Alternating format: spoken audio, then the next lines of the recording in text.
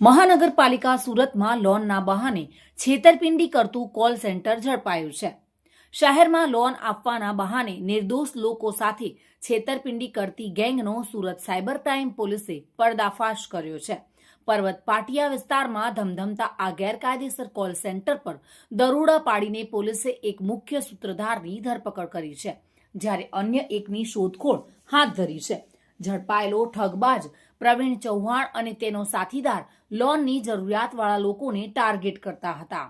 તેઓ લોકોની સસ્તી અને સરળ લોન આપવાની લાલચ આપી વિશ્વાસમાં લેતા હતા। એકવાર અરજદાર ફસાઈ જાય એટલે પ્રોસેસિંગ ફી અને અન્ય ચાર્જના નામે હજારો રૂપિયા પડાવી લેતા હતા। આ રૂપિયા મળ્યા બાદ તેઓ લોન આપવાના બદલે સંપર્ક કાપી નાખતા હતા। સુરત સાયબર ક્રાઇમ પોલીસને મળેલી બાતમીના આધારે પર્વત પાટિયા વિસ્તારમાં ઓપરેશન હાથ ધરવામાં આવ્યું હતું। જો કે પોલીસે મુખ્ય આરોપી પ્રવીણ ચૌહાણની ધરપકડ કરી છે।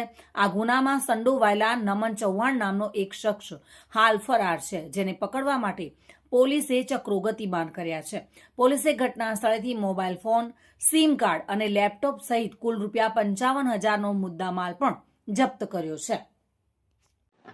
સુરત શહેર સાયબર ક્રાઇમ સેલ દ્વારા ગઈકાલે એક પર્વત પાટિયા ખાતે એક રેડ કરવામાં આવી હતી, જેમાં એપિક ફાઇનાન્શિયલ સર્વિસ નામની એક ઓફિસ ચાલતી હતી, જેમાં અમે લોકોને બાતમી મળી હતી કે ત્યાં એ લોકો લોન મળી જશે 1 થી 2 દિવસમાં એવી ખોટી લાલચ આપી લોનની પ્રોસેસિંગ ફી લઈ લેતા હતા કસ્ટમર્સ પાસેથી અને એમને લોનની પ્રોસેસિંગ નહીં કરતા હતા। એવી રીતે બાતમી મળતા અમે લોકો ત્યારે જ્યાં રેડ કરી તો ત્યાં એક સંચાલક અને એના સિવાય 6 ટેલિકોલર્સ ત્યાંથી મળી આવ્યા અને પૂછપરછ કરતા, તપાસ કરતા અને તમામ ડોક્યુમેન્ટ જોતા ખબર પડી કે એ લોકો 5 થી 5 લાખ રૂપિયા જેટલાની લોનની વિશ્વાસ આપતા હતા કે 1 થી 2 દિવસમાં ઝડપથી અમે લોકોએ પ્રોસેસ કરાવી દઈશું અને એવી વિશ્વાસ આપીને સામેવાળાથી 799 અને 999 રૂપીઝ લોન પ્રોસેસિંગ ફીના નામે લઈ લીધા હતા અને પછી એમની લોન નથી પ્રોસેસ કરાવતા હતા।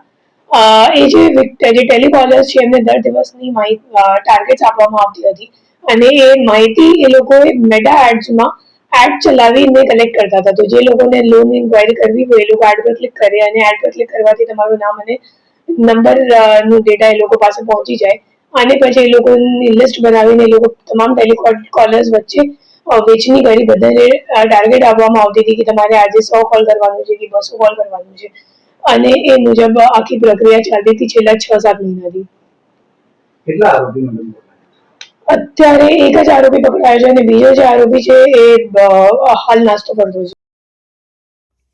સુનિલ ગાંજાવાલા સાથે bureau report, today Gujarati news.